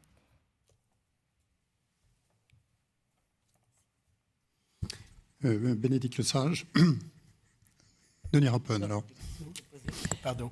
Oui, je voulais revenir sur la question de ma collègue Anne Grandénon sur l'éducation aux médias. Comme vous le savez, l'autorité attache une importance particulière à une approche et un angle plus large que l'éducation aux médias, à l'information, qui est l'éducation également à la citoyenneté numérique. Est-ce que cet élément, qui effectivement, au fond, est extrêmement important par rapport au public, notamment que vous pouvez toucher, sur un usage responsable et citoyen d'Internet, des réseaux sociaux. Est-ce que cet angle-là est particulièrement envisagé dans ce que vous allez proposer en matière d'éducation aux médias, à l'information et la citoyenneté numérique ? Pour nous, la citoyenneté numérique est effectivement une question dans la révolution, je dirais un peu, que le numérique impose à nos sociétés. Et donc, en tant que magazine culturel et d'actualité, Quotidien traite de ces sujets-là de façon quasi permanente. Et donc la capacité à traiter les transformations fondamentales que le monde numérique transforme sur nos sociétés, sur nos comportements et la façon dont on doit le gérer en termes de citoyenneté, ça fait partie, je dirais, un peu des sujets de société un peu clés pour le magazine. Donc, dans ce cadre-là, on n'a pas encore défini concrètement chaque année le type de programme qu'on fera dans l'éducation aux médias, dans la semaine d'éducation aux médias et la façon dont elle intégrera la citoyenneté numérique. Mais ça fait partie effectivement des sujets qu'on traitera lors de ces événements de façon importante. Donc après, on essaie de choisir chaque année un sujet particulier sur lequel on mettra un peu plus l'accent et d'essayer de le faire spécifiquement pendant ces semaines de façon un peu forte, avec des messages qui puissent être fortement communiqués justement en ayant ces passages derrière Quotidien, avec donc plus de 2 millions de téléspectateurs qui pourront justement les découvrir et ensuite les retrouver sur notre plateforme TF1+, et sur les réseaux sociaux. Si je puis me permettre de compléter Ara, pardon, pas compliquer les choses. Il y a 2 choses que je voudrais ajouter. Évidemment, TMC, comme l'ensemble des chaînes du groupe, comme le fait aujourd'hui, s'est engagé aujourd'hui TF1 à le faire dans sa convention, relaiera les campagnes que vous initiez concernant effectivement le respect du droit d'auteur qu'on a pu diffuser sur l'ensemble de nos antennes l'année dernière, si je ne m'abuse. Et petit élément de complément par rapport à ce que vient de dire Ara, ce qui me paraît pertinent aussi dans cette approche sur l'éducation aux médias et qui est d'ores et déjà faite, comme l'a dit Ara, qui infuse quand même à la fois beaucoup de séquences de quotidien et même des émissions qui sont proposées en première partie de soirée, comme je citerai 21h Média, qui est beaucoup axé sur quand même une forme de décryptage de l'information, c'est que ça permet aussi de compléter le volet éducation aux médias et éducation à la citoyenneté numérique, pas seulement sur une approche qui est assez classique, on le voit bien, de s'adresser aux plus jeunes, aux enfants, aux adolescents, aux jeunes adultes, mais là on est vraiment sur quelque chose qui est appréhendable par un public plus âgé, qui hélas n'est pas exempt de ces risques aujourd'hui de consommation de certains contenus sur les réseaux sociaux. Donc je pense que ça complète un peu le panel de ce qui est proposé dans le groupe en la matière. Et je rappellerai aussi ce que j'ai déjà dit hier, mais sur ce sujet numérique, c'est peut-être pas totalement intuitif, mais je crois que c'est en réalité très important qu'il y a aussi des actions concrètes dans la vie réelle, des journalistes, des membres du groupe qui vont parler à des collégiens, des élèves de primaire, des lycéens. Et je crois que c'est aussi dans un échange dans la vraie vie qu'on peut vraiment décrypter et donner les clés à ces jeunes pour pouvoir être aptes à gérer cette citoyenneté numérique dans le long terme. Mais j'insiste parce que je crois aussi qu'il y a une importance dans la pédagogie concrète et réelle plutôt que juste dans l'interaction numérique aussi, justement, sur ces sujets-là. Juliette Théry. Merci beaucoup, Monsieur le Président. J'aurais bien aimé vous poser une question qui m'est venue à l'esprit hier à propos donc, d'un plan d'affaires que vous présentez qui est aussi ambitieux. Et c'est très bien, on voit bien que vous avez des projections assez optimistes pour TMC en termes notamment de revenus publicitaires. Et vous avez parlé d'espaces qui sont vendus aux annonceurs sous forme de paquets.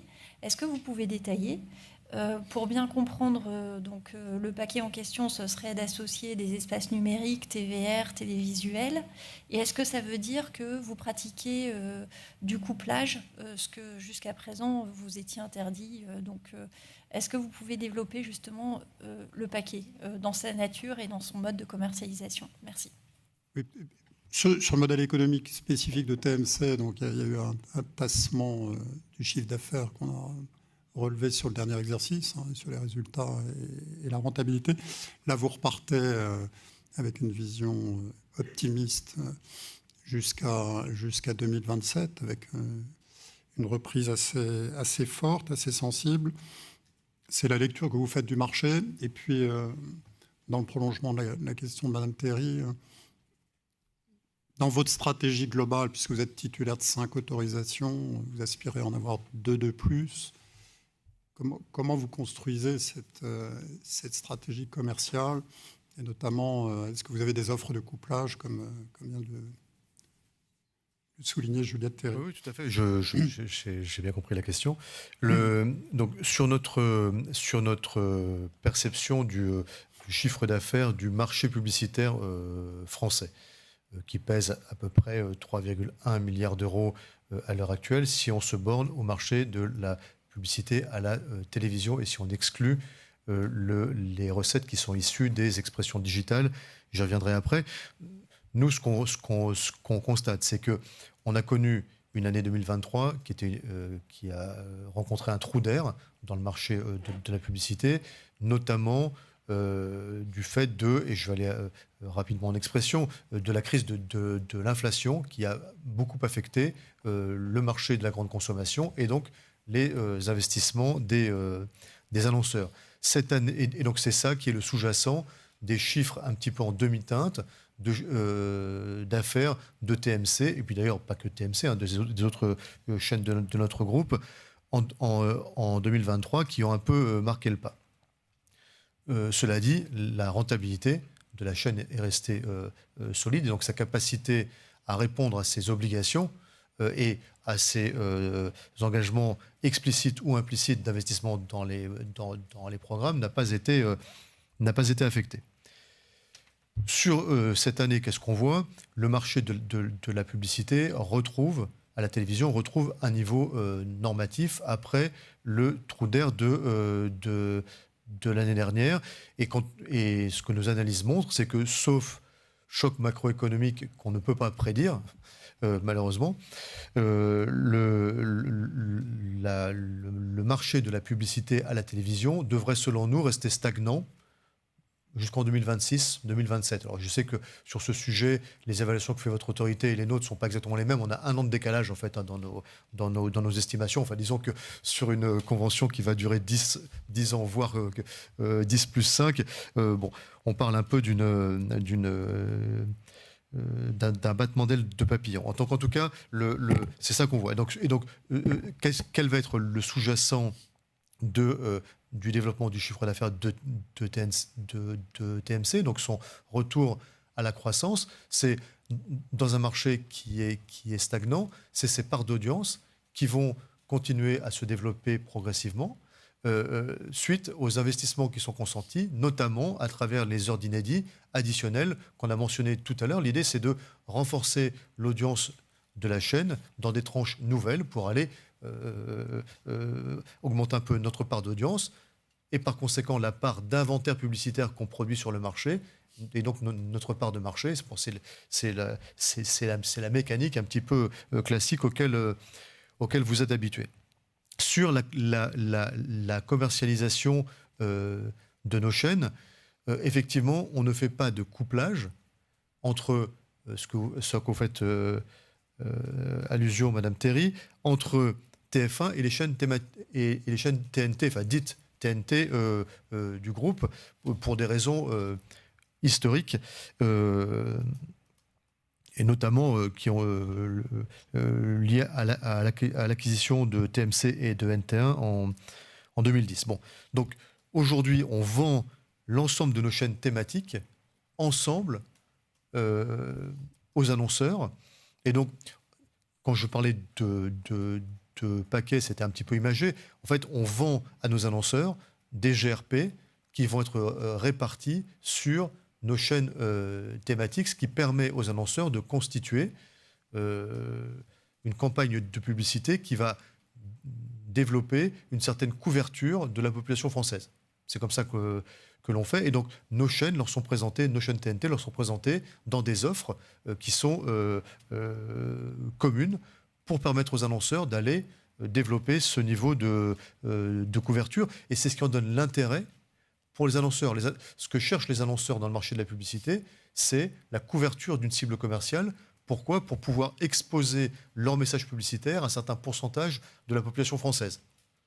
Donc, c'est ça qu'ils viennent nous acheter. Et donc, le fait d'avoir plusieurs chaînes qui vont couvrir des cibles éditoriales, on en a beaucoup parlé aujourd'hui, mais aussi des cibles commerciales qui sont complémentaires, ça permet de renforcer notre capacité pour nos clients, les annonceurs, d'aller produire une couverture significative d'une cible qui vise pour leurs propres impératifs économiques et leur propre politique de marketing. Et donc, si on parle du point de vue commercial, l'expansion de notre groupe sur de nouvelles chaînes, avec des nouvelles thématiques éditoriales et des publics qui sont un petit peu disjoints parce que les offres éditoriales ne sont pas les mêmes, ça nous permet de renforcer, en l'occurrence très légèrement, si on parle d'Humour TV et de Histoire TV, très légèrement la qualité de l'offre de couverture que l'on apportera à nos... ou qu'on apporterait, je ne sais pas si ce que je dois employer comme temps, à nos clients. Sur TMC, comme sur les autres chaînes du groupe, au-delà des recettes publicitaires qui sont tirées de l'exploitation télévisuelle, donc dont le cœur est la TNT, les recettes seront aussi soutenues par l'exploitation digitale. Parce que TMC, comme les autres chaînes du groupe, voit ces programmes qui sont transportés, proposés au foyer français sous forme de streaming gratuit par la plateforme TF1+, qui vient apporter un complément de recettes à nos chaînes. Pourquoi un complément de recettes ? TF1+ intervient dans le marché du streaming, cherche à se ménager une part de marché sur le marché de la publicité digitale qui est adjacent à celui de la télévision, en concurrence des grandes plateformes mondiales telles que, je cite ça à titre illustratif, YouTube et Facebook. Et donc l'idée, c'est d'aller capter une partie de la ressource que les investisseurs aujourd'hui, que les annonceurs, pardon, investissent dans ces marchés-là pour apporter une croissance de revenus à notre groupe et aussi une croissance de capacité d'investissement dans les programmes à nos chaînes. Et si je peux juste,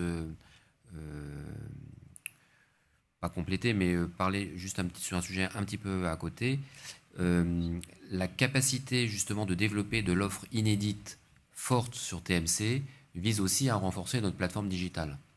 Donc tout ça, c'est un écosystème vertueux dans lequel plus on a de programmes identitaires inédits, plus il renforce la plateforme digitale du groupe, plus les revenus issus de ces contenus contribuent à la capacité à développer le chiffre d'affaires et l'investissement dans les contenus. Donc la logique de développement progressif dans l'inédit, d'abord c'est le développement d'une identité propre de chaîne et c'est aussi le développement d'une plateforme de plus en plus riche de contenus gratuits pour tous les Français. Hervé Gaucho. Merci, Monsieur le Président. En complément justement de cette question et de cette réponse, au regard justement de tout ce que vous venez de décrire, et particulièrement en ce qui concerne la stratégie en matière de digitalisation, sur quelles hypothèses est-ce que vous vous basez pour avoir une progression aussi rapide de plus de 120% en quelques années de la part de TVR justement concernant TMC? Parce qu'autant, pour un nouveau programme, on peut effectivement penser à une montée en charge assez rapide, mais là il s'agit en fait d'un programme qui, malgré de nouveaux engagements, reste quand même dans la continuité. Certes, il y a le lancement de TF1+, qui est fait pour effectivement donner un peu un coup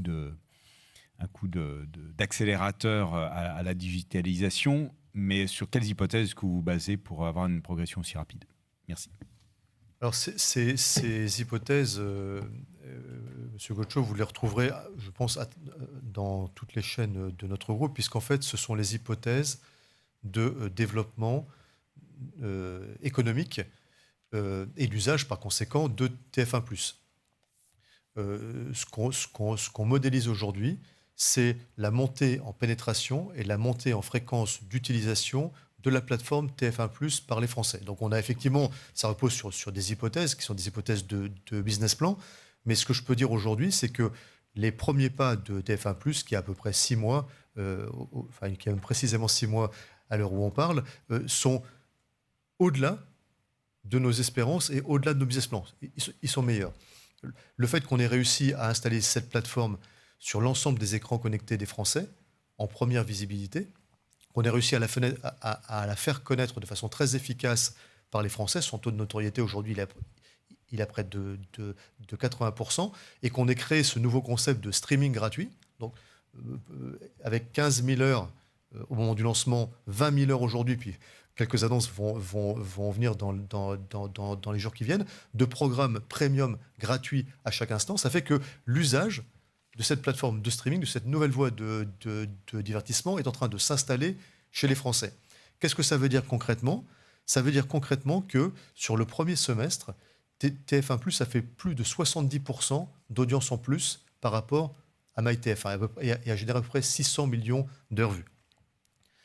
Si on fait un peu des maths et qu'on multiplie ça par une charge publicitaire d'à peu près 4 minutes, c'est 4 minutes 30 qu'on met par heure, avec le prix qu'on arrive à pratiquer sur le marché, vous voyez qu'on génère un chiffre d'affaires qui est en croissance très significative. Et si je prends des chiffres précis, je ne peux pas vous donner les chiffres à la fin du premier semestre, parce que comme on est coté, on va annoncer nos chiffres la semaine prochaine, et donc on est tenu par une période de réserve. En tout cas, sur les chiffres du premier trimestre, TF1+ était en hausse de chiffre d'affaires sur un trimestre de 45%. Donc si vous voyez que cette tendance continue, on ne va pas faire plus 45% tous les trimestres, mais les plus 120%, on va y être largement avant la date qu'on a inscrite dans nos business plans. Alors effectivement, il y a une forme d'incertitude, ce n'est pas une promesse qu'on fait, c'est un espoir qu'on a, mais aujourd'hui, cet espoir, il est très largement confirmée par les premiers pas, et donc de TF1+. Et donc on pense que la capacité de TF1+ d'amener des ressources significatives, nouvelles à notre groupe et à nos chaînes, elle est très forte parce que le concept est nouveau et qu'il marche bien. Antoine Bollet. J'avais une dernière question pour reboucler sur le pluralisme, et notamment pendant la période des élections européennes. On a pu constater, on a bien noté la gestion au niveau global de l'antenne de la question du pluralisme, mais on a pu noter dans le format, je crois, quotidien hebdo, l'utilisation d'extraits longs d'interviews d'autres médias. Il me semble Sud Radio ou encore France Inter, pour venir compenser sur certaines formations politiques, effectivement, sans doute du temps de parole qu'il fallait compenser par rapport à l'émission Quotidien. J'avais 2 questions par rapport à ça. Un, puisqu'on est au-delà de quelques secondes et de la courte citation, quel est le statut de cette acquisition d'images d'autres médias, et pourquoi, dans ce cadre-là, puisque vous ne pouvez pas puiser dans Quotidien, pourquoi vous ne puisez pas dans LCI ?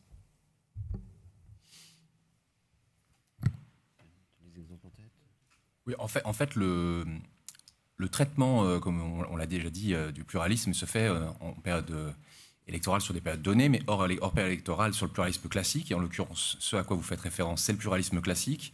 Dans des périodes d'élection, c'est très compliqué en fait de décomptabiliser du temps dans le traitement classique d'une émission qui relèverait du pluralisme classique. Et néanmoins, on est quand même obligé, à la fin du trimestre, d'avoir l'équité des temps de parole. Donc c'est vrai qu'il a été utilisé, l'émission à laquelle vous faites référence, Quotidien Hebdo, pour exposer un certain nombre de temps de parole qui étaient issus peut-être de la semaine précédente, d'émissions de radio, ce genre de choses, mais qui étaient toujours éditorialement cohérents, puisque c'est quand même les périodes, les producteurs qui décident de le faire, et qui étaient cohérents par rapport à l'émission Quotidien Hebdo. Quant au statut de ces extraits, ça pour le coup c'est aux producteurs de nous dire effectivement, mais nous on n'a pas je suppose qu'ils sont acquis tout à fait normalement. Par rapport à LCI, ça arrive de temps en temps, effectivement, qu'un certain nombre d'interviews d'LCI soient utilisées, mais c'est toujours éditorialement cohérent et c'est très important parce qu'en fait, ces séquences-là s'inscrivent dans le quotidien hebdo, c'est une sorte on va dire, du meilleur de la semaine ou des quelques semaines précédentes de quotidien qui se déroule le week-end pour éclairer ceux qui ne connaissent pas quotidien hebdo. Et donc, c'est vrai qu'il faut quand même que ce soit cohérent éditorialement et les producteurs, ils sont très attachés. Voilà. Donc, il n'y a pas de particularité. C'est pas que. Pour revenir à tout ce qu'on s'est dit sur le pluralisme, la décision du Conseil d'État, que au-delà de la période électorale, en général, utiliser la marque Quotidien pour venir compenser sur TMC du temps de parole qui n'a pas pu être généré pour les raisons qu'on connaît dans le Quotidien, n'est pas symboliquement un petit peu questionnante. C'est franchement déjà, le téléspectateur est, on va dire, alerté, puisqu'en fait, ces séquences sont introduites par un jingle temps de parole, donc il n'y a pas de tentative d'expliquer autrement que par cet objectif la diffusion de ces séquences-là. Mais non, écoutez, de toute façon, le pluralisme, par rapport à la décision du Conseil d'État, quand vous aurez défini les critères qui seront applicables, on s'y tiendra, mais à date, pour l'instant, on n'a pas l'impression que ce soit contraire au principe de l'expression du pluralisme tel qu'il est exposé aujourd'hui. Maintenant, on est quand même traversé une période extrêmement particulière avec ces élections législatives anticipées. C'était donc une première période où il a fallu décompter le temps de parole lié aux élections européennes dans un contexte bien précis qui avait été déterminé par vous. Et ensuite, juste après, il a fallu enchaîner avec les élections législatives anticipées. Donc c'est vrai qu'il y avait très peu de temps dans le trimestre pour exposer ces temps de parole. Peut-être qu'effectivement, à l'avenir, on réfléchira peut-être différemment pour l'exposer, puisqu'on a vu que ça avait interpellé un certain nombre de personnes. Mais franchement, l'objectif du pluralisme nous paraissait quand même respecté. Et d'ailleurs, on n'a pas eu de remarques particulières de votre autorité sur ce point. Voilà.